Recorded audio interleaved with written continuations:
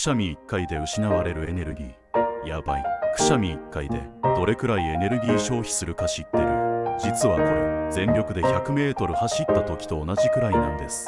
体は一瞬で時速 160km の風を出して、筋肉、呼吸、血圧がフル稼働。しかも肋骨にひびが入るほどの衝撃になることもある。つまりくしゃみってただの反射じゃなくてミニ爆発みたいなの。しかも止めるのはめちゃくちゃ危険。耳に圧がかかって鼓膜が割れるケースも報告されてます。まとめると、くしゃみは小さな全身運動。止めるのは NG。 出すときは堂々と。あなたはくしゃみ派、それとも全力解放派？コメントで教えて。へえと思ったらフォローもよろしく。